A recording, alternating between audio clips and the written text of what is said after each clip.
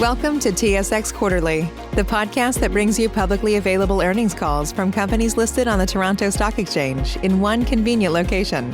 Gone are the days of looking through confusing websites. You'll find the important information right here. Enjoy the call.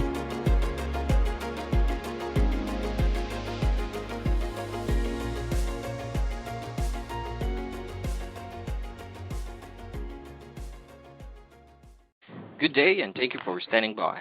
Welcome to the Imperial Q3 2021 earnings call. At this time, all participants are in a listen-only mode. After the speaker's presentation, there will be a question and answer session. To ask a question during the session, you will need to press star 1 on your telephone. Please be advised that today's conference is being recorded. If you require any further assistance, please press star 0.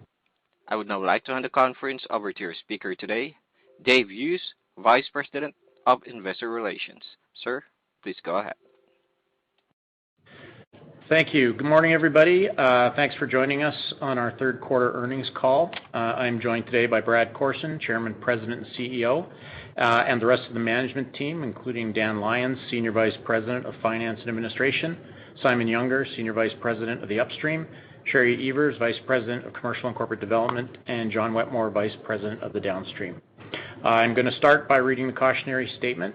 Today's comments include reference to non-GAAP financial measures. The definitions and reconciliations of these measures can be found in attachment 6 of our most recent press release and available on our website with the link to this conference call. Today's comments may also contain forward-looking information. Any forward-looking information is not a guarantee of future performance, and actual future financial performance and operating results can differ materially depending on a number of factors and assumptions. Forward-looking information and the risk factors and assumptions are described in further detail in our third quarter earnings press release that we issued this morning, as well as our most recent Form 10-K. And all of these documents are available on SEDAR, EDGAR, and on our website. So I'd ask you to please refer to those.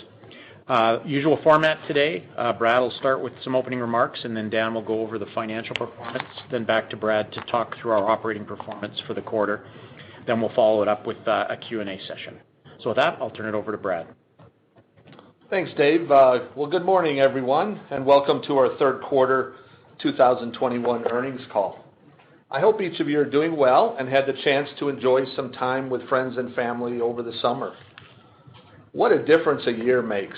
The third quarter is now in the books, and I'm very much looking forward to taking you through our results today.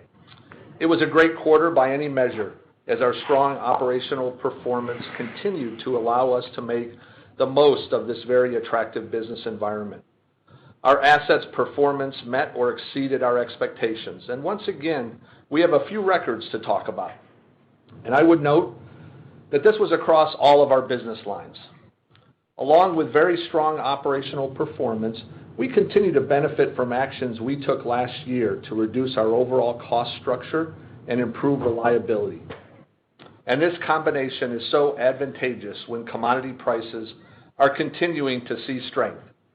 This is what allows us to capture maximum value today, but also ensures our resiliency in a downturn should that occur in the future. In this quarter, the momentum you have heard me talk about was fully on display. We had very little planned maintenance, and on top of that, high reliability, which allowed us to take maximum advantage of the improving business environment. Over the next few minutes, Dan and I will detail the results of what was, again, a very strong quarter. So now let's turn more specifically to the third quarter results. Earnings for the quarter were $908 million, and our cash from operating activities was over $1.9 billion. Both up significantly from the second quarter. Crude prices continued to strengthen through the quarter, and downstream and chemical margins remained robust. Our upstream continues to perform very well, and I'll talk more about each asset in just a few minutes, but would point out that we delivered our highest third quarter upstream production in over 30 years, driven by the second best quarter ever at Pearl. And our downstream performed extremely well also. We saw utilization of 94% and higher product sales as demand continued to recover. We also announced our intention to pursue a renewable diesel project, which at the time of commissioning is projected to be the largest in Canada. This will deliver incremental shareholder value in addition to helping Imperial and Canada with the energy transition and overall reduction in emissions. And I can't say enough about our chemicals results. Wow! Not only did we set a quarterly earnings record, but our year-to-date earnings are already greater than the best ever full-year earnings for the last 30 years. Obviously, we have 1 quarter to go for the year, so it's not a direct comparison and says nothing about the fourth quarter, but gives you a flavor for just how strong our performance has been year to date. So in total, our strong cash flow generation in a period of very strong commodity prices is underpinned by excellent operational performance. We were able to get the most out of very attractive markets for crude, refined products, and chemicals. And once again, our strong cash position has enabled us to continue to deliver on our promise of shareholder returns. In the quarter, we returned over $500 million to our shareholders in the form of dividends and share buybacks. And so far in 2021, we have returned in excess of $2 billion to our shareholders. The last time our shareholder returns were this high 3 quarters into the year was 2008. And of course, there's more to come. All of this together adds up to a very strong year so far, a year which is being recognized by the market. As of yesterday's close, our share price had risen over 85% since the start of the year, and up 50% since pre-pandemic levels at the beginning of March 2020. So with that, I will now turn it over to Dan to go through our financial performance for the quarter in more detail. Thanks, Brad. Getting into the financial results for the quarter, our net income in the third quarter was $908 million, up $905 million from the second quarter of 2020. This increase was driven primarily by an increase in upstream realizations and volumes, as well as improved margins in our downstream and chemical businesses. Now, if we look sequentially, our third quarter income of $908 million is up $542 million from the second quarter of this year, driven by higher margins in the downstream and higher volumes in the upstream and downstream, driven by substantially lower planned turnaround activity.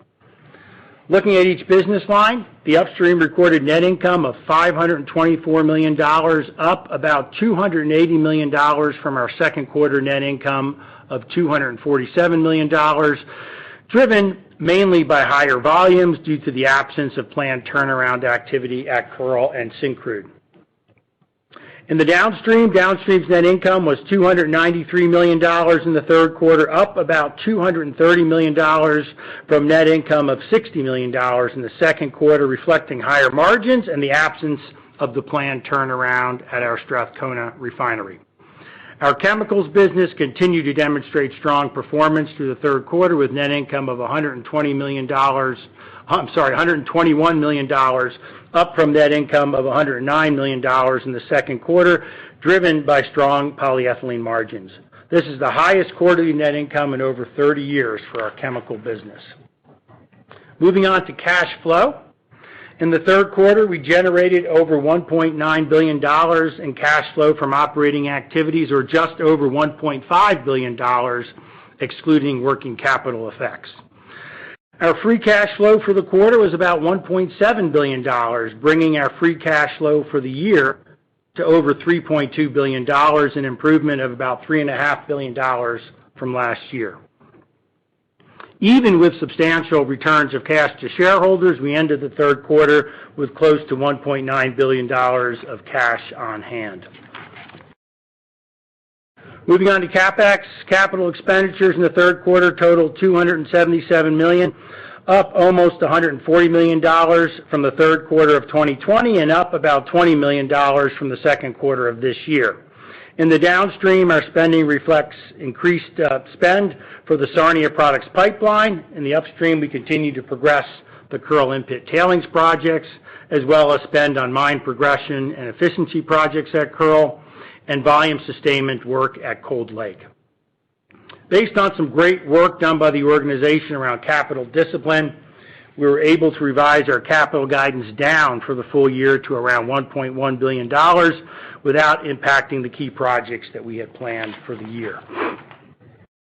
Shifting to shareholder distributions, earlier today we announced a fourth quarter dividend of 27 cents per share. We remain fully committed to returning surplus cash to shareholders.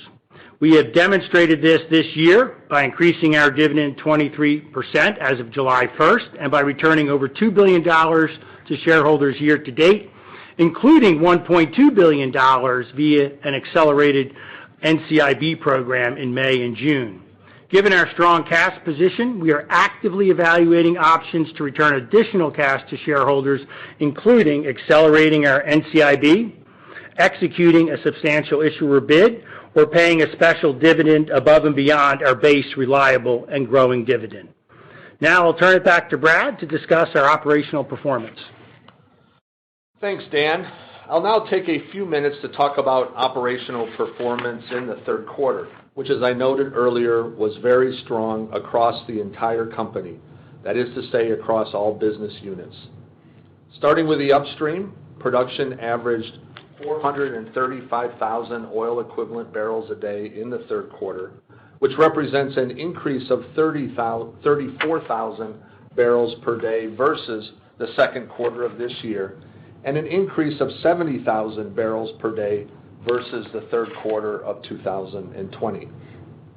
It also represents our highest third quarter production in over 30 years, and is the first time we've seen 4 consecutive quarters with upstream production exceeding 400,000 oil equivalent barrels per day since 1990.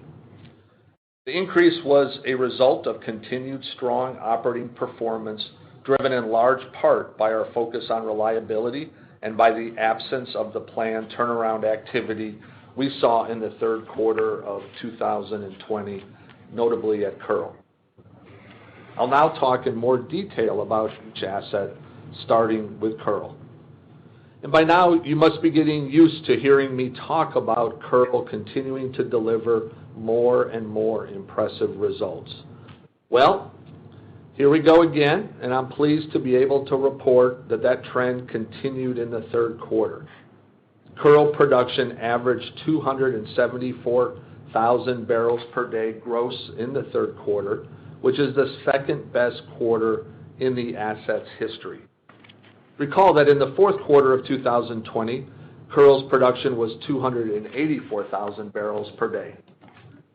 Now, this quarter's production of 274,000 barrels per day was up 19,000 barrels per day versus the second quarter, due in part to the elimination of the planned turnaround, which has historically started in September.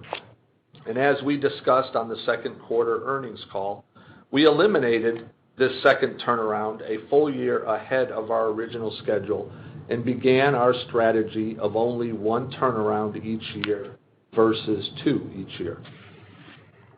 The third quarter's production also represents an increase of 85,000 barrels per day versus the third quarter of 2020.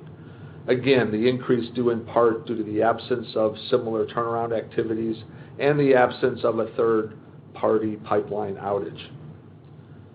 Now, as of yesterday, Kearl production for the month of October has averaged 289,000 barrels per day. So with our third quarter performance and the strong production and reliability we have seen so far in the fourth quarter, we are confident that we will achieve our increased production guidance for Kearl of 265,000 barrels per day, which we communicated in July. I want to take just a minute to talk about unit cash costs at Kearl and our target of US $20 per barrel. We highlighted that we were close to reaching this target late last year, and we continue to focus on reducing our operating costs and are making great progress. In fact, Kearl's unit costs are down year to date almost $3.75 Canadian on a unit basis versus 2020, despite continued pressure from energy prices. And in fact, we reached just under US $19 per barrel in the third quarter of this year. These strong energy prices, along with the strong Canadian dollar, are creating real pressure on the US dollar equivalent cost. But despite these challenges, we continue to focus our efforts on achieving this target of US $20 per barrel unit cost at Kearl. Now moving to Cold Lake. We had another strong quarter at this asset as well. Production averaged 135,000 barrels per day, which was down 7,000 barrels per day versus the second quarter, due in part to planned maintenance, but was up from 131,000 barrels per day versus the same quarter in 2020. And the key driver is we continue to see improved well performance driven by our continued focus on reliability and optimization at the site. Now, the minor planned maintenance at the Mohican plant in the third quarter, which I talked about on the second quarter call, was completed per plan. And as with Kearl, our third quarter results and continued strong reliability position us well to achieve and potentially exceed our increased annual guidance for Cold Lake of 135,000 barrels per day. Now moving to Syncrude, Imperial's share of Syncrude's average production was 78,000 barrels per day in the third quarter, which was up 31,000 barrels per day versus the second quarter and up 11,000 barrels per day versus the third quarter of 2020. A major turnaround on one of the cokers at Syncrude was executed during the second quarter of 2021. The absence of this turnaround activity drove the significant increase in production for the third quarter. There was also a turnaround in the third quarter of 2020 at the asset. This asset has performed well post-turnaround, although there were some relatively minor challenges late in the quarter which have since been resolved. The original plan was also for a second turnaround at Syncrude in the fall of this year. However, this plan was optimized earlier this year, and by slightly increasing the scope of the spring turnaround, as well as deferring some less urgent work into next year's turnaround, Syncrude was able to eliminate the fall turnaround this year. This optimization helps to reduce overall costs at the asset and maximize production, which is particularly beneficial in today's commodity price environment. Also of note was the transition of the operatorship of Syncrude from Syncrude Canada Limited to Suncor, which happened at the end of the quarter. The owners are completely focused on improving the asset's performance and delivering meaningful synergies over the next few years.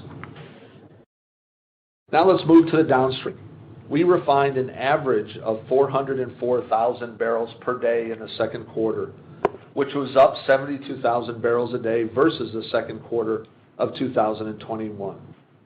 Recall we had a major turnaround at our Strathcona refinery in the second quarter, which primarily accounts for the significant increase in throughput in the third quarter. Throughput was also up 63,000 barrels per day from the third quarter of 2020, reflective of the demand recovery we have seen since last year. Our throughput of 404,000 barrels per day equates to a utilization of 94% versus the 78% we reported in the second quarter, and represents the highest quarterly utilization since the fourth quarter of 2018, well before the pandemic. I would also remind you that on the second quarter call, I mentioned we exited June at 93% utilization. So as you can see, the strong performance and reliability continued throughout the third quarter, positioning us well to meet our full year guidance of 89%. As I mentioned on the second quarter call, we did have some planned maintenance activity in the quarter, specifically a smaller turnaround at our Nanticoke refinery, which started in mid-September and was completed in October ahead of schedule. At the time, I mentioned this was not expected to have a material impact on utilization, or margins in the quarter. And I can confirm that work was completed as planned, and as I mentioned, actually ahead of schedule. Looking at cash operating costs, our downstream business continues to do an excellent job in managing its spending. Year-to-date cash operating costs in the downstream were $1,455 million, which is actually down $87 million compared to 2020, and down even more when normalizing for the high energy prices we see this year. This is especially notable because our refining throughput has increased by 33,000 barrels per day, and our petroleum product sales have increased by 19,000 barrels per day. So not only are we refining more barrels and selling more product, we are doing it at a lower absolute cost. In August, we also announced plans to construct a renewable diesel manufacturing facility at our Strathcona refinery. This facility will be world-class, with the capability to produce 20,000 barrels per day of renewable diesel from locally sourced feedstocks. We are really excited about this opportunity, not just because of its potential to reduce greenhouse gas emissions by up to 3 million tons per year, but also because of its potential to deliver shareholder value at the same time. So stay tuned. More to come on this as we continue to progress towards a final investment decision. Some coffee's fast, but not fresh. Some coffee's fresh, but only after a long wait. Speedway coffee is made fresh at the push of a button, hot or iced, so you can have fresh coffee your way, right away. Find a store near you at speedway.com/locations. Hi, I'm Pete. I'm an IT manager. Today I want to talk about... Pete, heads up. We've been hacked. What happened? My password is my birthday. Well, everyone knows that. February 14th. Why would everyone... I don't get how these people figure this stuff out. I think I do. Have you ever updated it? Yes. I changed it to Valentine's Day. Okay, we're protected with Connection Security Services. You just gotta be more careful, Pete. Okay, yep. For hardware, software, support, and empathy. For Pete's sake, connect with Connection. Now, petroleum product sales in the third quarter were 485,000 barrels per day, up 56,000 barrels per day from the second quarter. This was largely driven by the increased demand during the summer driving season. Sales were also up 36,000 barrels per day versus the third quarter of 2020, as we continue to see demands recover from the pandemic-related softness of 2020. As of September, we were seeing industry demands pretty consistent with what we saw in the second quarter, with gasoline demands nearing 95% of normal and diesel remaining close to historical levels, and jet pushing above 55%, benefiting from further easing of travel restrictions.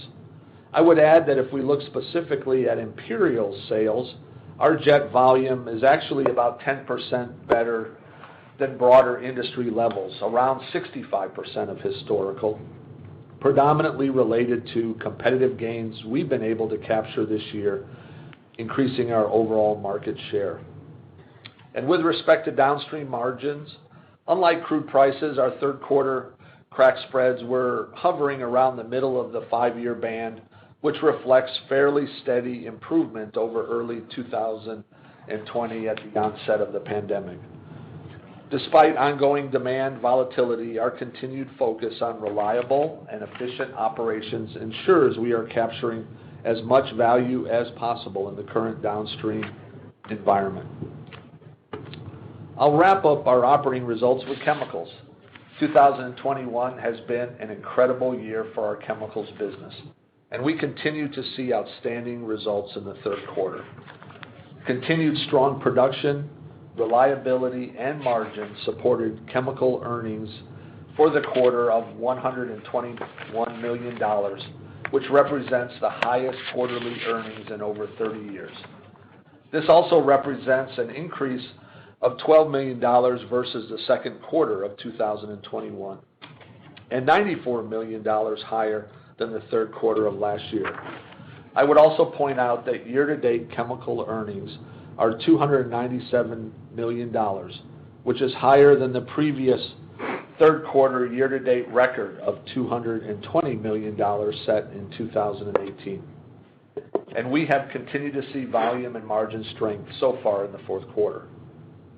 And as I mentioned in my opening remarks, our best full-year earnings for the chemicals business was $287 million set in 2015. We still have the fourth quarter in front of us, so this is not a direct comparison, but again, this gives you a flavor of just how strong our performance has been year to date. So in closing, an excellent quarter on all fronts. We have talked over the past few quarters about our commitment to put the company in the best possible place to maximize value, and we are seeing those benefits now.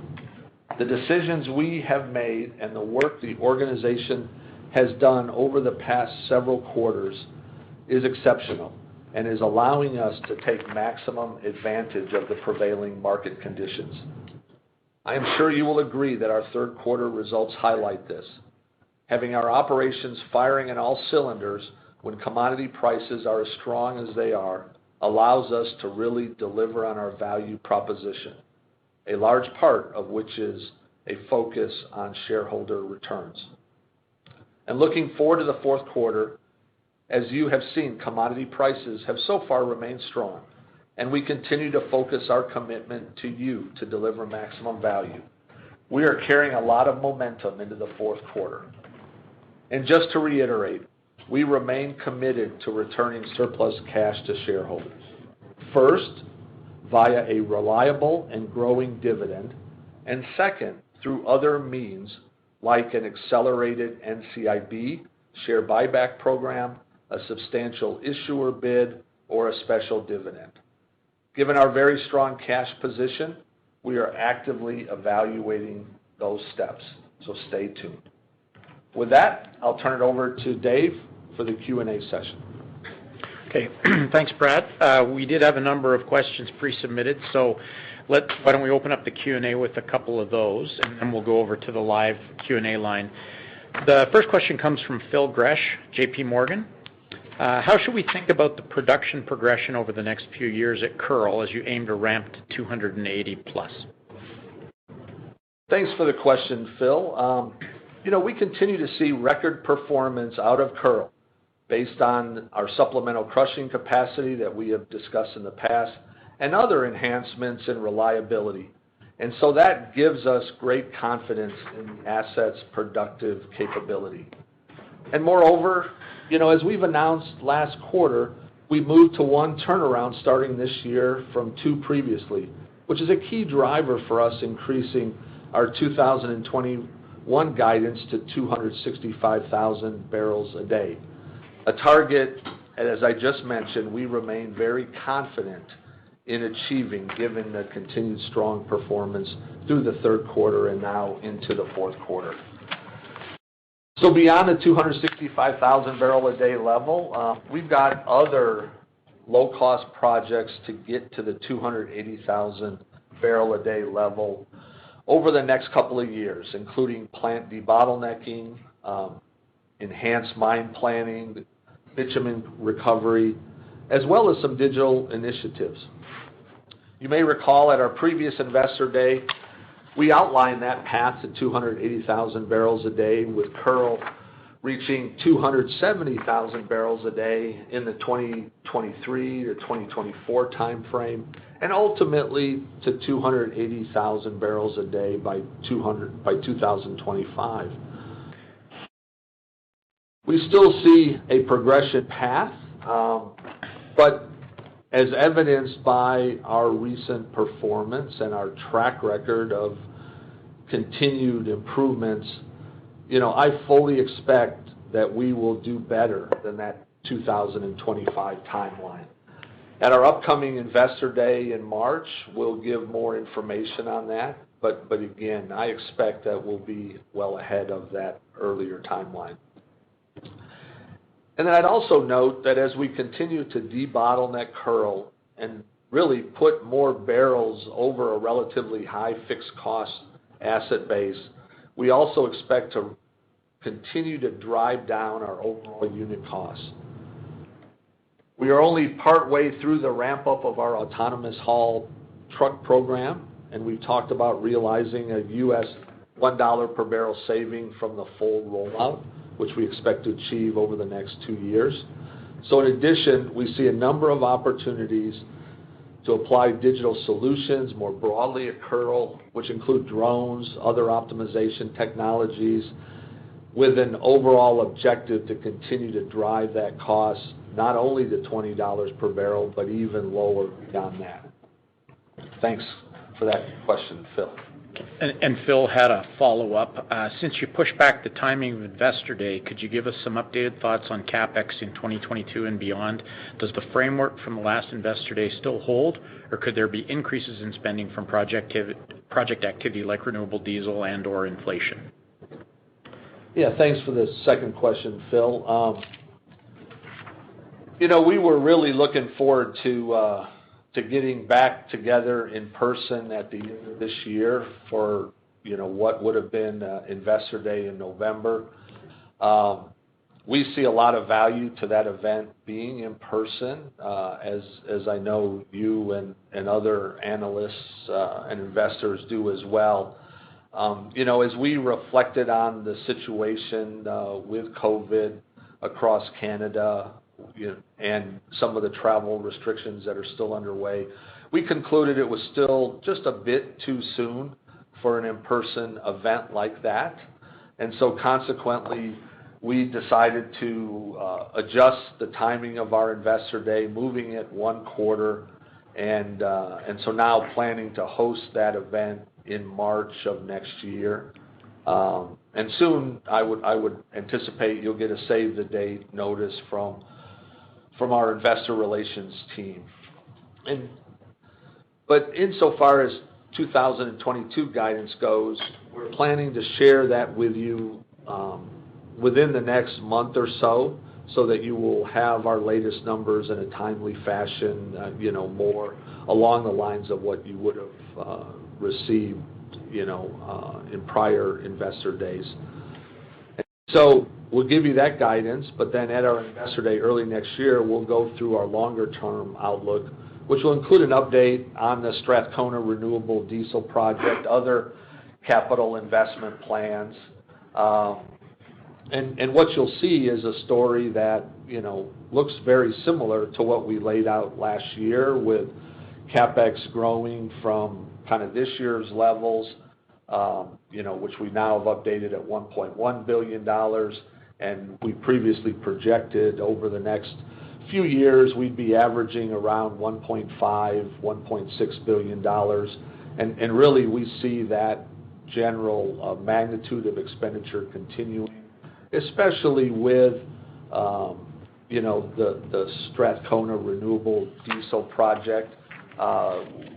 We believe we'll mostly be able to include that in those same levels of spending. So, that's just kind of a high-level characterization, but more to come, with our updated guidance and then Investor Day in March. I guess also specific to your question on inflationary pressure, we do see some cost pressure in our business, but we don't expect it to materially impact our capital spending levels, given our ability to find offsets and efficiencies. Thanks again, Phil. So I'm going to add another one here that a few folks have asked about this, so I'm going to pull it together into one question, but it sort of follows up from the question about inflation in general, a bit more specifically, and that's what's the impact of the much higher natural gas prices on our refinery profitability. And, our fuel cost advantage that we've talked about before, our refineries' energy efficiency, is that still an advantage? And then kind of finally, does it have any implications for potential stepping up development of our unconventional assets? Yeah, that's a really good question. Obviously, energy costs, are an important driver for us, and so we're watching that very carefully and doing everything we can to offset those upward pressures, as I mentioned in my comments on Kearl generally the downstream. But speaking more broadly about kind of the impact of higher natural gas prices, what we've indicated in our 10-K filing and still is very accurate and representative is really a modest impact overall. We see for every $1 change in gas price, Canadian $1 change in gas price, we would estimate about a $90 million net income impact for that $1 change. Now, we also produce about 115 million cubic feet per day of gas, mostly from our unconventional assets. So that provides some internal offset versus our gas input costs, energy costs across upstream and downstream, and that's why that $1 impact to gas price is pretty modest.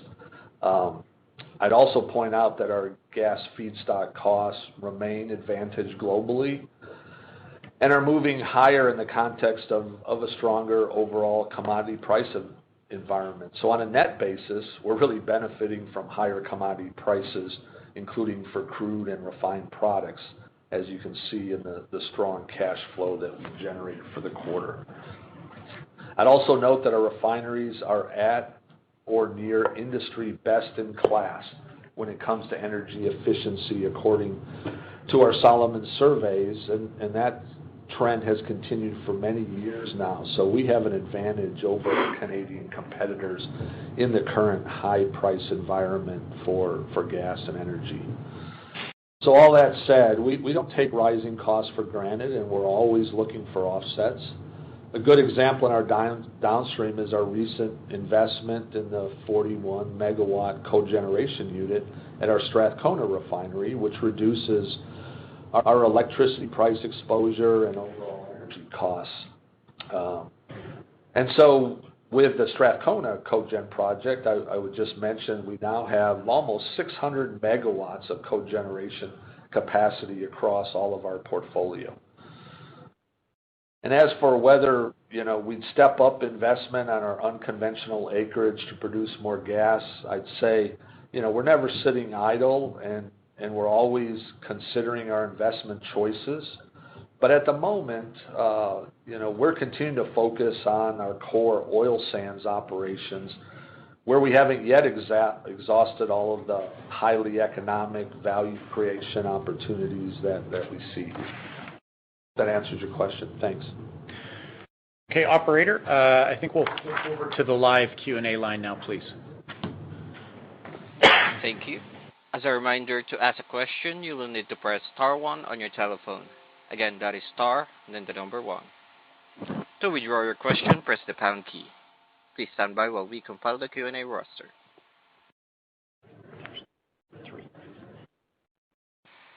Your next question will come from Neil Mehta with Goldman Sachs. Your line is open. Good morning, team. Brad, you laid out a little teaser there around capital returns, and as I think about part of the stock reaction today, I think there was maybe some expectation for some incremental updates there. But it sounds like those could be coming, and just talk through how you're thinking about a buyback relative to a tender, relative to continued dividend growth, and help us to frame out the timeline around any such decision. Yeah, thanks for your question, Neil.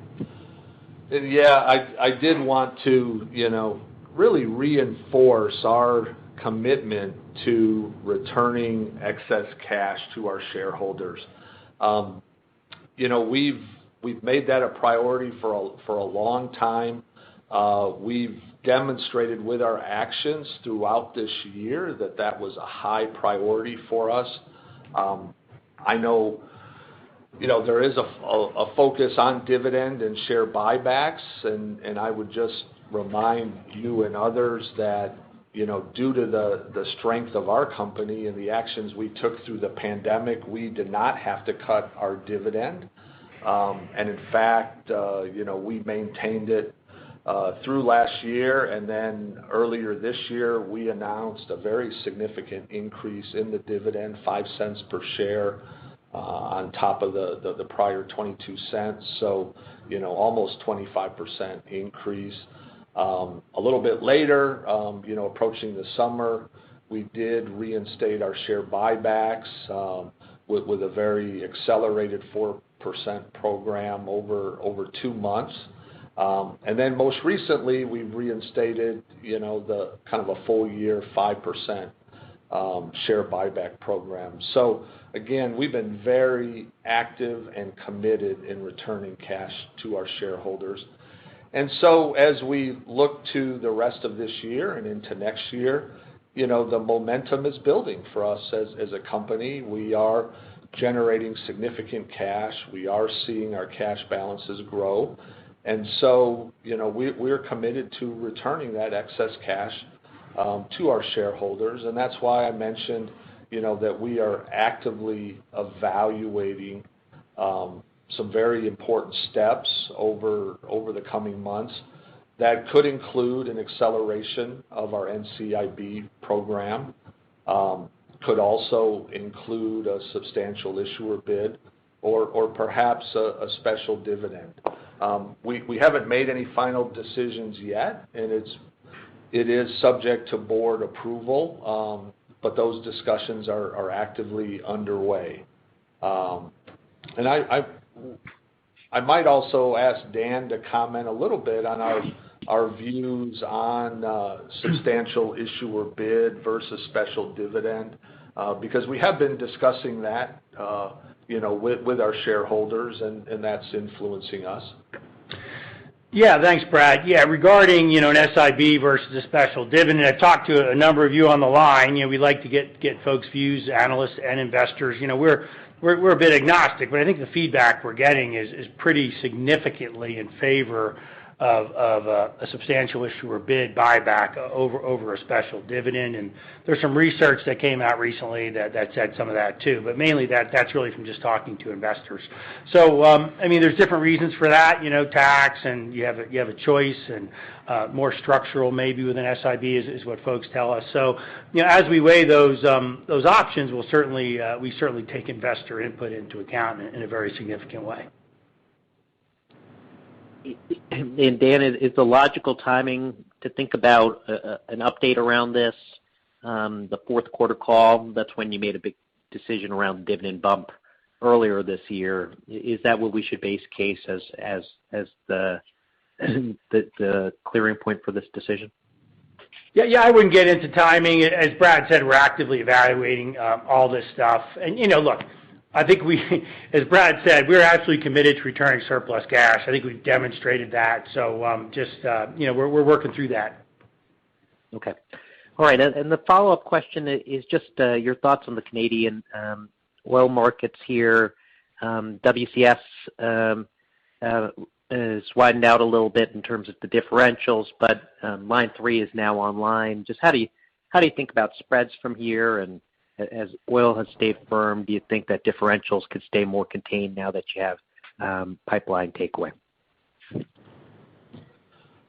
Yeah, there's no doubt, we're very encouraged by the additional takeaway capacity here in Canada. It's been a long time coming to get some more egress capacity, and so now with the Line 3 expansion being up and running, I think that's very positive.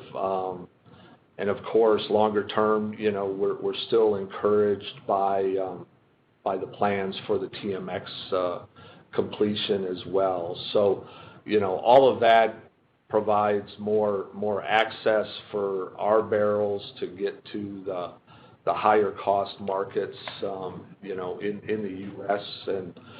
And I think, having more stability and flexibility in that regard, should help keep these differentials fairly narrow. We've seen pretty good stability throughout the year in those differentials, pretty much in the $13, $14, $15 barrel range. And, that differential coupled with some very strong, WTI pricing, puts us in a very strong position. So I think we will continue to see, some fairly tight differentials. There's always some volatility that could occur depending on, unique situations in the marketplace and if there are any pipeline disruptions that might occur with unplanned outages. But, we're feeling quite encouraged. Thanks, Pat. Thank you. And your next question will come from Dennis Fong with CIBC World Markets. Your line is open. Hi, good morning. Thanks for taking my question. The first one really relates to capital spending, somewhat to this year. So there was a modest decrease in guidance from 1.2 to 1.1. Was just hoping to understand, obviously in light of the stronger production that you're seeing both from Kearl and Cold Lake, has that influenced any of your, we'll call it, pace of development for other assets like Grand Rapids and so forth? And how do you think about balancing some degree of obviously optimizing the base production levels versus tackling potentially, we'll call it, ESG/expansion related focused projects? And I've got a separate question for the renewable diesel facility, but really more on the upstream side there. Yeah, thanks for that question. First on capital spending, I would just reiterate the comments we made earlier on the call that, despite our reduced guidance on capital spending, that in no way reflects a change in focus of our program. It really is just reflecting that as the years progressed and as we continue to lock in efficiencies and achieve capital discipline objectives, we have been able to complete the same amount of work we had planned, but at a lower cost. So that's a really good outcome. As we look to the future, and we will talk much more about this at Investor Day in March, we continue to evaluate all of our efficiency projects, our kind of growth opportunities with debottlenecking and other kind of low-cost, high-efficiency use of capital. And, we are positioning all of those, in the best time slot that makes sense for us to maximize earnings, maximize value, and, of course, capture the market as best we can. So you think about an asset like Cold Lake. One of the reasons we have been so successful with our volumes performance there is because we have consciously deployed additional rigs to do workovers and other well optimization activities to increase production there. And that's low cost and high return use of our capital. So we're going to continue to do that. Obviously this price environment encourages that. For bigger investments, we're taking a look at a much longer view of the price environment, and certainly we need to be cognizant of other risks that we may see long term. When it comes to ESG, and again, you'll hear us talk more about this at Investor Day, but a significant part of our capital strategy is to reduce our overall emissions. You heard us talk at last quarter's call about the startup of one of our boiler flue gas efficiency projects at Kearl. On just one boiler, we have plans to expand that to 5 other boilers. We're also deploying new solvent technologies at Cold Lake, which also reduce our emissions. So ESG and lower emission spending is very important to us. It's very prominent in our capital spending plans, but also creates economic value. At each of the assets where we're making those investment choices. So more to come on that in March. Great. And then my follow-up question here is just on the renewable diesel facility there. Just from the language of the initial announcement, as well as the potential significance, again, balancing components of a strong economic return as well as ESG-focused projects. It seems like, I don't want to say it's a slam dunk per se, but it seems like a very attractive project to move forward on.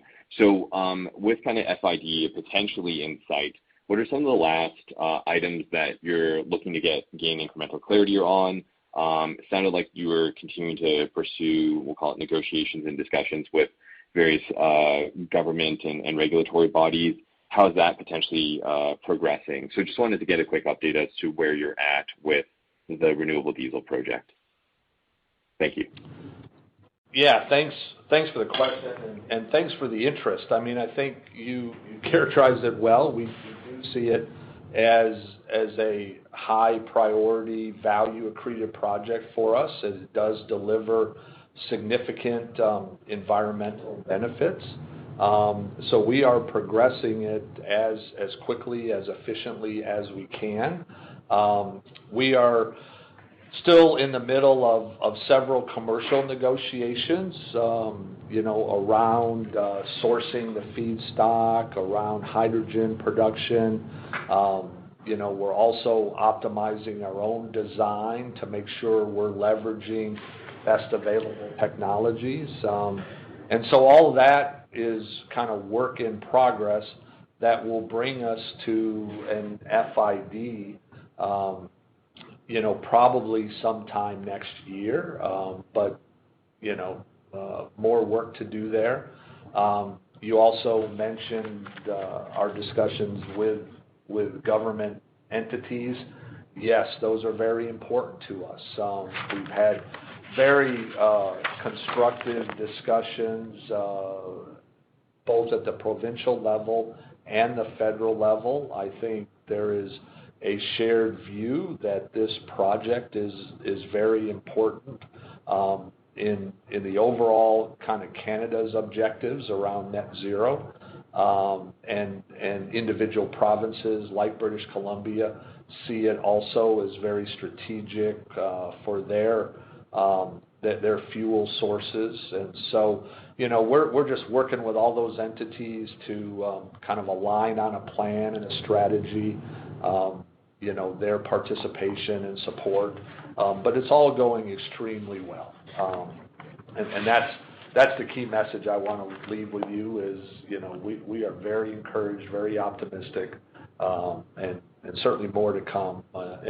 And we would expect to have, much more detail available in March at Investor Day. Great, thanks. I appreciate the color. Thank you. Your next question will come from Greg Pardy with RBC Capital Markets. Your line is open. Thanks. Good morning. Good rundown and good questions. The first one is almost like a modeling question.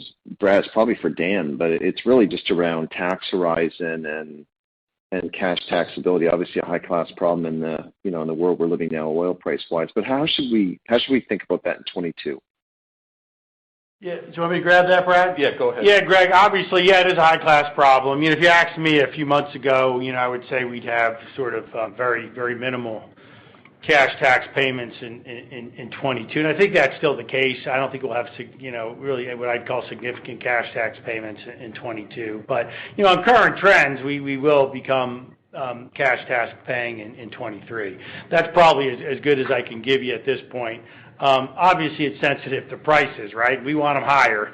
So if that drives us to pay tax, that's just fine. But yeah, we're getting to the point where, losses and depreciation and stuff like that, which have really, we've been very, very low taxes for quite a while. we're getting past that point. But I think 22 you'll see minimal, relatively small amount of cash taxes, and a much more significant in 23.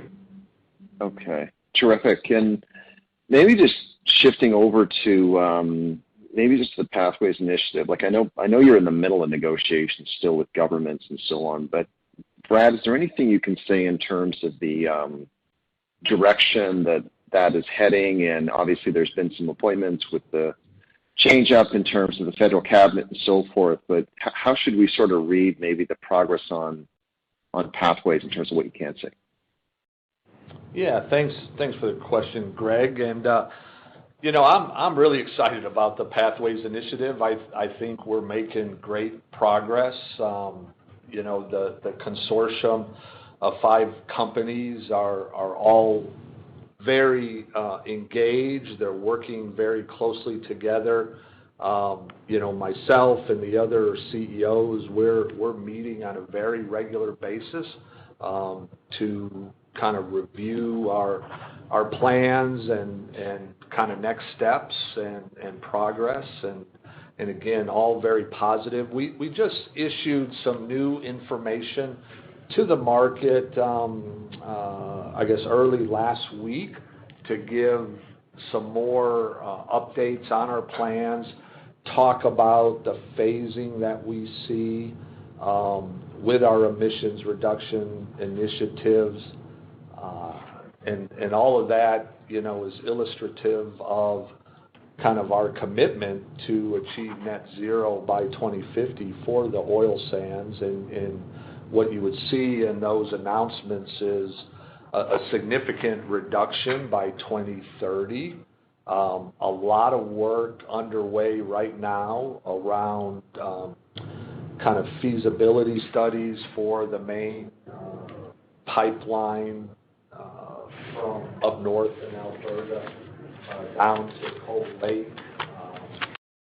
Getting design on that. Also looking at all of the potential sources of carbon that we would want to capture and what the timeline looks like to complete those capture investments.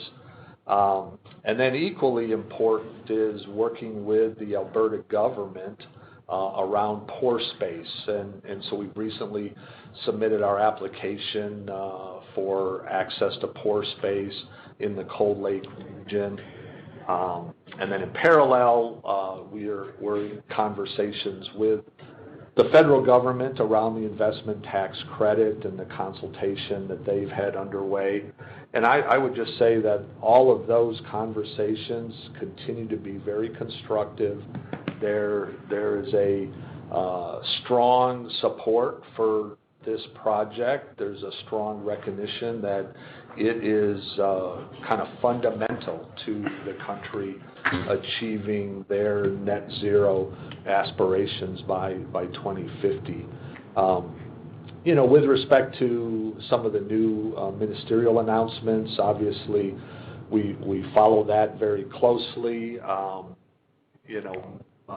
Minister Wilkinson has been a key contact for us on broad environmental issues. He's now, staying in the cabinet, moving over to NRCan, which is another very key ministerial position for our engagements. We don't have a lot of experience with the new environmental minister, but we very much look forward to engaging him and talking about our project and next steps, and hopefully achieving a shared vision of net zero by 2050. We have a long history of working with many ministers and many governments. And our objective is always to make those engagements as constructive as possible, and look for ways that we can contribute to Canada's overall goals. So again, things progressing well, and more to come, but I'm extremely pleased with the progress we're making. Terrific. Thanks very much. Thanks, Greg. Okay, so we have a few more that were pre-submitted. So we'll start. The first one comes from Manav Gupta at Credit Suisse. Neil Mehta had asked a bit about kind of our forward view of the heavy differentials. This one's a bit more specific in that we are seeing some widening of the heavy light spread today, and can you talk about what might be driving that? Yeah, thanks for that question, Manav. Obviously there's always a lot of moving parts in the market, and especially right now. I think a key factor in that spread, and again, it's generally been pretty tight, although it has widened a little bit in the last month. And I think a contributor to that is we did see some inventory builds here in Western Canada over the last month or so, kind of in parallel to the commissioning of Line 3 and some, if you will, temporary impacts that had on pipeline egress. And I think there was also some very short-term pipeline outages that also impacted egress, all very temporary in nature. But it did cause a build in inventory. And so I think that probably had an effect on some of these differentials. So I think that's the key beyond what I've already said. Manav had a follow-up question related to renewable diesel. Can you talk about the feedstock you plan to use for the renewable diesel facility? Will it be vegetable oil primarily, or will you use some tallow? Yeah, kind of maybe building on my earlier comments about this project and our optimism about it.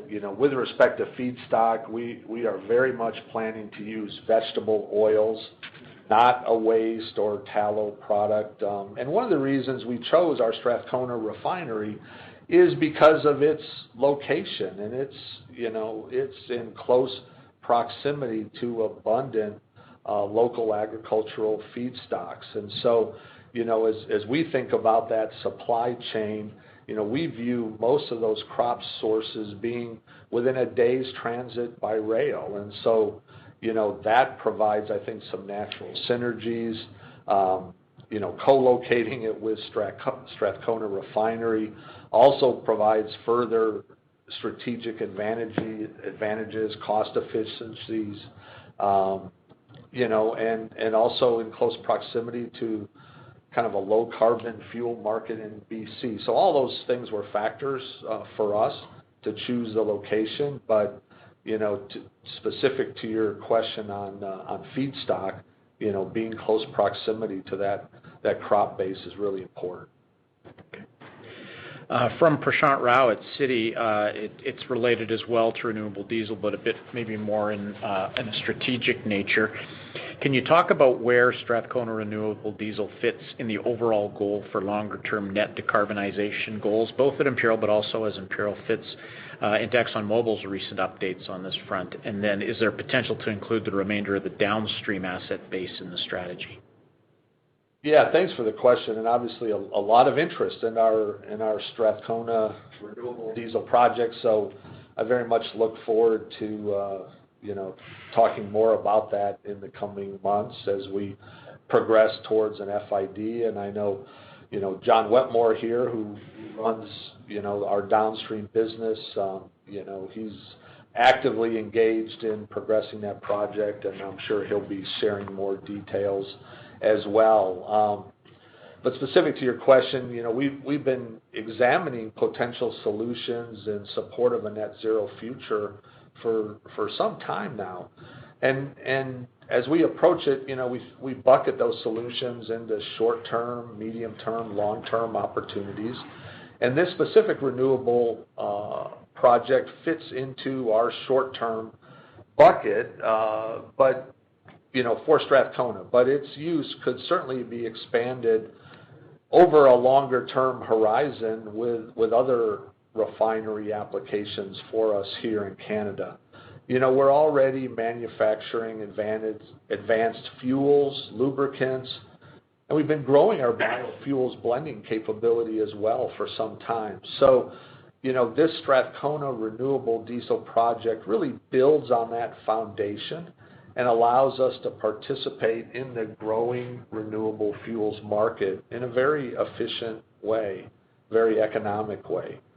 And you saw ExxonMobil announce the Strathcona renewable diesel project alongside our announcement, which I believe really showcases the importance of this project within their portfolio as well, and also just reinforces the alignment between Imperial and ExxonMobil on this key project initiative. And so, as I mentioned, we've started with Strathcona, given its proximity to the feedstocks and the fuels market. But I very much suspect that there will be other opportunities to progress our lower carbon strategy within our downstream business in other ways over time. Okay, and we have one final question, also from Prashant Rao at Citi. Investors are broadly expecting industry chemicals margins to recede as 2022 unfolds. If you would, could you please talk about Imperial's chemical business within the global context as this happens? Anything we should keep in mind which might differentiate your operations from the global trend? Yeah, thanks for the question, Prashant. You heard me talk quite positively about our chemicals business, and I think the outlook for that business, continues to be very strong. We've got a very low-cost chemical business that benefits from a number of structural advantages. Maybe first and foremost being the integration with our Sarnia refinery, which really lets us optimize our product mix to extract the most value from shared feedstocks. And also, our facility is in close proximity to our customer base, which is another strength for our chemicals business. And these advantages are certainly what underpins the record profitability we've seen this year, but we've also benefited, from some supply shortages and storm-related outages in the Gulf Coast, which, admittedly are temporary. But as we look ahead, there will be some additional capacity coming online that will lead to lower industry margins. But most of that capacity is expected to supply export markets and not directly impact the markets we sell into. So we continue to be very optimistic over the long term. And I would just add that we saw our chemical business earn around $50 million per year last time we had bottom of cycle pricing conditions, which just goes to show how resilient and advantaged our specific chemical business is with all those synergies I spoke to. So again, looking ahead, we do see a strong market and potential for us. Thanks. Okay, and that's the end of our questions. So I guess I would close by saying thank you very much for joining us and for your continued interest. If you have any further questions or want to have any further discussions, don't hesitate to reach out to the investor relations team. And with that, have a great afternoon and a great weekend. Thank you very much. This concludes today's conference call. Thank you for participating. You may now disconnect.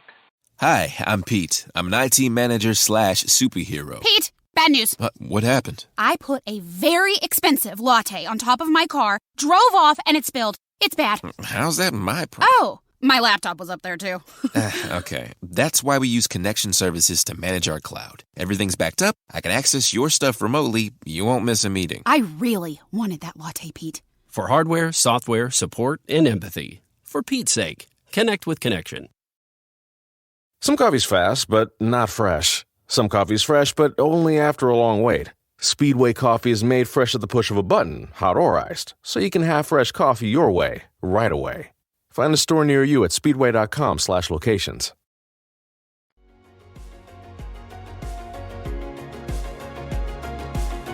Thank you for listening to TSX Quarterly. If you enjoyed the cast, remember to leave a good rating. And remember, for any additional inquiries, please consult the company's investor relations section on their website. See you next time.